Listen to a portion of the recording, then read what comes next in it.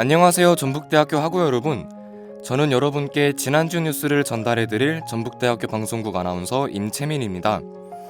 개강 첫 주는 잘 보내셨나요? 목요일 점심방송 시사를 합시다에서는 학우 여러분이 놓친 한 주간의 시사 이슈를 알려드릴 건데요.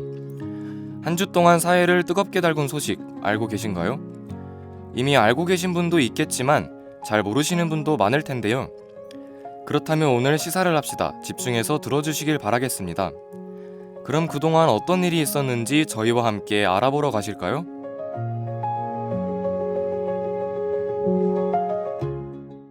하얀 꽃이 피는 겨울이 지나고 알록달록한 꽃이 피는 봄이 찾아왔습니다. 이번 겨울은 유난히도 추웠는데요. 추운 시기를 지나 따뜻한 봄이 다가온 것처럼 저희 방송도 따스한 봄처럼 여러분에게 다가가 그동안의 뉴스를 전해드리려 합니다. 문화부터 스포츠, 경제, 정치, 사건, 사고까지 총 5개의 분야를 소개해드릴 건데요. 이번 주부터는 방학 동안의 주요 이슈가 아닌 지난주 사회를 달군 이슈들을 소개해드리려고 합니다. 본격적으로 진행하기 전에 노래 한 곡 듣고 시작할 건데요. 이 방송을 듣는 분 중에는 막 20대에 접어든 분도 계실 거고 20대 중반을 향해 가고 있는 분도 이제는 20대의 끝자락을 맞이하는 분도 있을 것 같은데요. 혹시 여러분은 본인의 10대가 기억나시나요? 저희 10대는 K-팝 전성기 시절로 연예인에 열광했던 기억이 나는데요. 그 중에서도 연예인의 연예인, 지드래곤이 가장 기억이 납니다. 나의 10대 우상은 지드가 아닌 다른 가수였는데 하시는 학우분도 계실 것 같은데요. 그럼에도 지드래곤의 노래를 들으면 떠오르는 추억이 다들 하나쯤은 있을지도 모르겠습니다. 우리와 함께 10대를 함께한 가수 지드래곤의 삐딱하게 듣고 올게요. 노래 잘 듣고 오셨나요? 명실상부 대한민국 시대의 아이콘인 지드래곤의 솔로곡 오늘 밤은 삐딱하게 모르시는 분 없으시죠? 이 노래는 2013년 9월에 발매한 두 번째 정규 앨범에 소속된 노래인데요. 이 앨범을 통해 한국 가수 최초로 빌보드 월드 앨범 아티스트 연간 차트에 이름을 올리고 남자 아이돌 최초로 그룹과 솔로 가수로 대상을 받았는데요. 쿠데타 활동으로 놀라운 기록을 세우고 이후 솔로 앨범 소식이 전해지지 않던 지드래곤이 햇수로 12년 만에 세 번째 정규 앨범 위버맨시로 돌아왔습니다.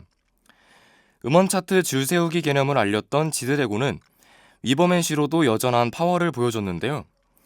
타이틀곡인 투배드가 컴백하자마자 여러 음원 차트에서 1위를 차지하며 지드래곤의 여전한 인기를 증명했습니다.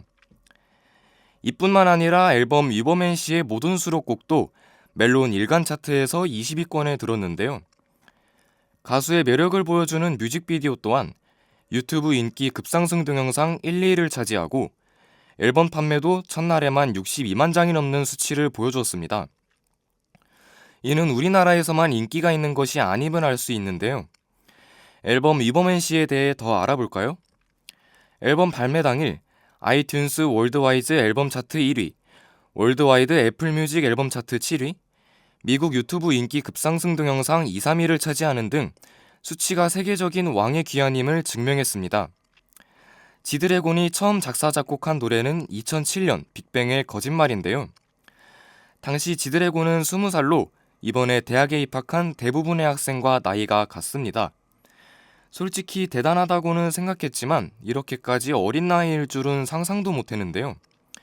20살에 본인의 길을 만들어 나가고 능력을 발휘하는 모습을 보니까 나도 뭔가 할 수 있을 것 같다는 생각이 듭니다.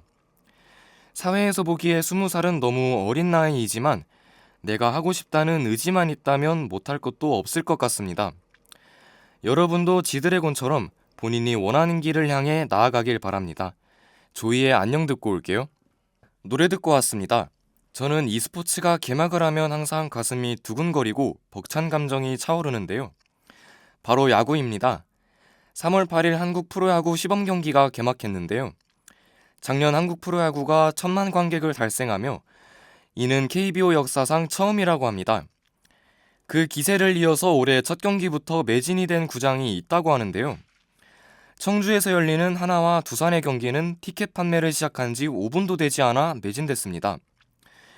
기아와 롯데의 경기는 온라인에 3만 명이 넘는 접속 대기자가 발생하는 등 이번 시즌 시작 전부터 팬들의 뜨거운 관심이 이어지고 있습니다.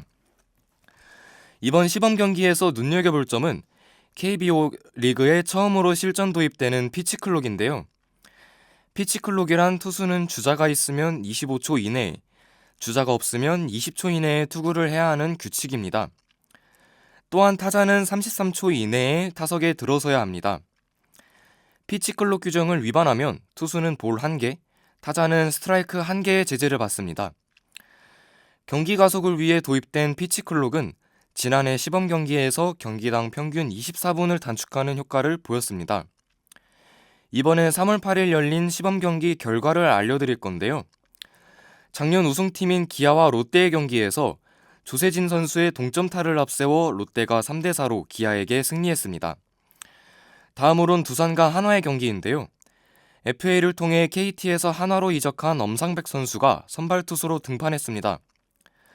하지만 3과 3분의 2이닝 동안 3실점하며 불안한 출발을 했는데요. 팀은 두산에 6대2로 패배했습니다. 대구 삼성 라이온즈 파크에서 열린 SSG와 삼성의 경기에서는 두 팀 다 선발 투수가 호투하는 경기가 지속됐지만 삼성 라이온즈의 중계 투수가 연이어 실점하며 팀은 9대3으로 패배했습니다. 수원에서 열린 LG와 KT의 경기에서는 부상에서 복귀한 소영준 선수가 3이닝 무실점하며 LG의 타선을 틀어막았는데요. 소영준 선수의 활약에 힘입어 팀은 5대1로 승리했습니다. 마지막으로 창원 NC파크에서 열린 키움과 NC의 경기인데요. 올해 입단한 신인 정현우 선수가 첫 데뷔전 경기인데도 불구하고 3이닝 무실점을 기록하며 NC에게 3대1 승리를 거뒀습니다. 시범 경기가 개막함에 따라 확실히 날씨가 많이 따뜻해졌음을 느낍니다. 저도 야구장에서 직관하는 것을 좋아하는데요. 하지만 프로야구의 인기가 점점 높아져 티켓팅을 하는 것조차 하늘의 별 따기처럼 번번이 실패했던 기억이 나네요. 요즘은 야구장에 꼭 야구만 보러 가는 것이 아니라 피크닉을 즐기러 가는 사람들도 많은데요. 야구에 관심이 없더라도 야구장에 가서 맛있는 것도 많이 먹고 좋은 추억을 더 만들어가면 좋겠습니다. 노래 한 곡 듣고 다음 이야기로 넘어가 볼게요. 노래 듣고 왔습니다. 요즘 먹고 살기 바쁘고 자신을 챙기는 것조차 버거운 우리나라 국민들은 계속되는 인플레이션과 경제활동의 위축으로 인한 내수 불안으로 점점 더 바빠지고 힘겨워지고 있는데요. 이번에는 경제에 대해 이야기해 보겠습니다. 우리나라 경제는 복합적인 도전에 직면해 있습니다. 우선 한국은행은 경기 부진과 소비심리 위축, 그리고 미국의 무역 불확실성에 대응하기 위해 기준금리를 2.75%로 낮췄습니다. 이번 금리 인하는 지난 10월 이후 세 번째 인하 조치로 중앙은행은 향후 추가 금리 인하 가능성도 열어두고 있으며 시장에서는 올해 말까지 금리가 2.25%까지 내려갈 수도 있다는 전망이 나오고 있는데요. 또한 주요 경제 연구기관인 한국개발연구원은 최근 정치 위기와 미국의 관세 정책 등 대내외 요인에 힘입어 2025년의 경제 성장률 전망을 기존 2.0%에서 1.6% 수준으로 낮췄습니다. 이는 대통령 탄핵 및 단기적 군사 조치와 같은 정치적 불안정이 소비자와 기업의 신뢰를 크게 떨어뜨리며 경기 침체를 가중하고 있기 때문인데요. 이러한 정치적 혼란 역시 경제에 상당한 타격을 주고 있습니다. 지난 분기 정치 위기로 인해 소비와 기업 투자의 심리가 위축되면서 GDP가 전분기 대비 겨우 0.1%의 미미한 성장률을 기록했습니다. 이러한 내수 부진은 내수 수비와 건설 투자 등 주요 지표에서 두드러지게 나타나고 있으며 앞으로도 단기적으로 회복하기 어려운 모습을 보일 것입니다. 이와 같이 우리나라 경제는 내수 부진, 정치적 불안, 그리고 외부 무역 압박 등 여러 요인에 의해 단기적 성장 전망이 크게 악화되고 있습니다. 이에 대해 정부와 중앙은행은 금리 인하와 재정 부양책 등 다양한 정책 수단을 통해 경기 회복에 나서고 있는데요. 실제로 한국은행은 이번 금리 인하 결정 이후 앞으로도 두사 차례 추가 인하 가능성을 열어두고 있으며 재정 부양을 위한 보조 예산 편성이 논의되고 있습니다. 계속되는 경제 침체와 물가 상승으로 국민들이 많이 힘들어하고 있는데요. 우리 모두 힘든 시기에도 각자 최선을 다하고 내일을 그려가며 희망을 잃지 않았으면 좋겠습니다. 다음 노래는 다비치의 모르시나요? 듣고 올게요.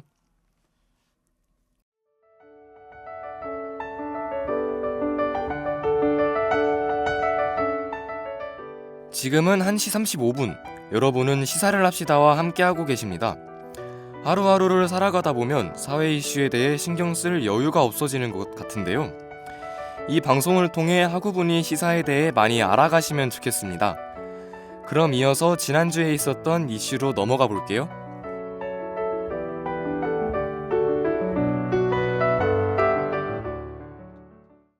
이번엔 정치 소식입니다. 윤석열 대통령의 새로운 소식이 있었는데요. 먼저 지난 3월 3일 헌법재판소가 공식적으로 윤석열 대통령의 탄핵 심판 절차를 시작했습니다. 지난해 12월 14일 국회에서 탄핵소추안이 가결된 이후 본격적인 심리가 진행되고 있는데요. 현재 헌법재판소의 재판관 3명이 공석인 상태라 향후 결정이 어떻게 될지 더욱 주목되고 있습니다. 계속되는 탄핵 심판에 윤 대통령 측은 법률팀을 대폭 강화하며 적극적인 대응을 준비하고 있습니다. 헌법재판소에서의 변론이 탄핵 인용 여부를 결정짓는 중요한 요소가 될 수 있기 때문에 변호인단의 전략이 중요한 변수가 될 것으로 보입니다. 또한 대통령 측은 현재 심리 과정에서 헌법과 법률을 준수해왔다는 점을 적극적으로 강조하며 정치적 탄핵이 아닌 법리적 판단을 요구하는 입장입니다. 이런 상황 속에서 윤 대통령의 지지율은 상승세를 보이고 있는데요. 최근 여론조사에 따르면 보수층의 결집과 중도층의 일부 지지 증가로 인해서 지지율이 오히려 오르고 있다는 분석이 나오고 있습니다. 탄핵 정국이 오히려 역풍을 맞고 있는 걸까요? 앞으로의 흐름이 궁금해집니다. 한편 이번 사안을 바라보는 국민들의 반응도 엇갈리고 있는데요. 일부에서는 탄핵을 통해 정치적 변화를 기대하는 목소리가 있지만 또 다른 쪽에서는 정치적 혼란보다는 안정을 원한다는 의견도 나오고 있습니다. 탄핵을 지지하는 측에서는 윤 대통령의 국정 운영 방식과 인사 논란 등을 주요 이유로 꼽으며 새로운 리더십이 필요하다는 입장입니다. 여기에 더해 야당은 헌법재판소의 신속한 결정을 촉구하며 탄핵이 국민의 뜻이라는 점을 강조하고 있는데요. 반면 탄핵 반대 측에서는 대통령의 임기를 보장하는 것이 민주주의의 원칙에 부합하며 정치적 갈등보다는 경제회복과 외교 안정에 더 중요한 시기라는 의견을 내고 있습니다. 여당과 보수 진영은 탄핵 심판이 정치적 공세의 연장선에 있으며 이번 심판 결과가 향후 정치 지형에 큰 영향을 미칠 것이라며 맞서고 있습니다. 여러분은 어떻게 생각하시나요? 탄핵 정국 속에서 우리가 주목해야 할 점은 무엇인지 꾸준한 관심이 필요해 보입니다. 다음 노래는 이소라의 신청곡 듣고 올게요. 마지막으로 대한민국을 걱정에 휩싸이게 만든 사건 사고를 말씀드리려고 합니다.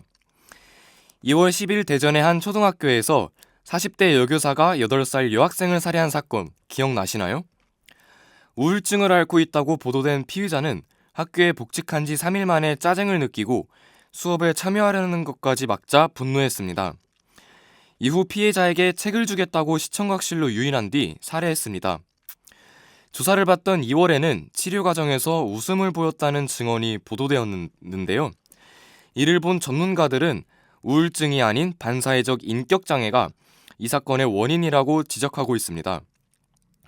피의자는 살해 후 극단적 선택을 시도해 중환자실에서 치료받느라 사건 발생 후 3주 동안 직접적인 조사를 받지 못했지만 3월 7일 체포영장이 집행되어 체포되었습니다.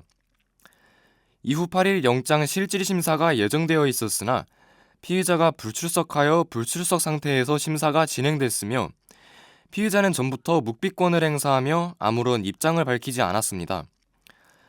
초등학교 내에서 벌어진 범죄로 국민들의 분노가 커지고 있는 가운데 법원이 내릴 결정에 이목이 집중되고 있는데요. 현재 경찰은 추가 조사가 필요하다며 수사를 이어나가고 있습니다. 다음으로는 많은 분들에게 충격적인 소식일 텐데요.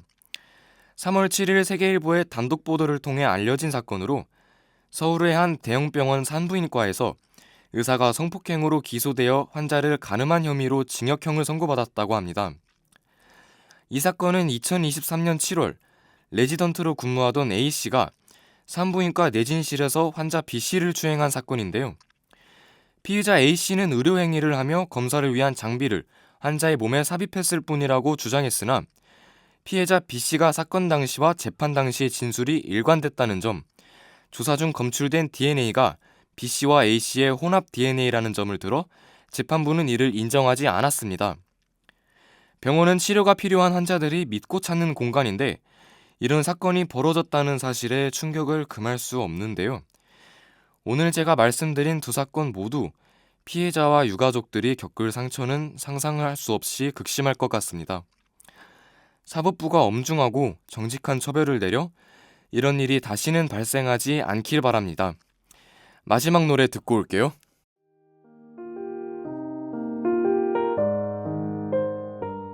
마지막 노래까지 잘 듣고 오셨나요? 어느덧 점심시간도 끝나가고 있는데요. 오늘 저희 시사를 합시다에서는 지드래곤의 컴백, 한국 프로야구 개막, 대한민국의 경제, 윤석열 대통령의 탄핵 심판, 마지막으로 8살 여학생 살인 사건과 산부인과 성폭행 사건까지 총 5분야의 사회 이슈를 함께 살펴봤습니다. 오늘 저희가 여러분을 위해 준비한 지난주의 소식 도움이 되셨나요? 뉴스보다 OTT, 쇼츠를 더 많이 접하는 환경 속에서 사회 이슈에 대한 무관심을 줄이고자 만든 저희의 방송 도움이 되셨으면 좋겠습니다. 시사를 합시다는 다음 주 이 시간에도 여러분이 놓친 사회 이슈를 전달해 드릴게요. 마지막으로 전북대학교 방송국에서 59기 수습국원을 모집하고 있습니다. 3월 21일까지 1차 서류 접수 기간이니까요. 자세한 사항은 전북대학교 방송국 인스타그램 혹은 교내 공지사항에서 확인 부탁드립니다. 지금까지 제작과 연출의 배우나 임채민, 기술의 최희석, 모니터 박지수, 진행의 저는 임채민이었습니다. 감사합니다.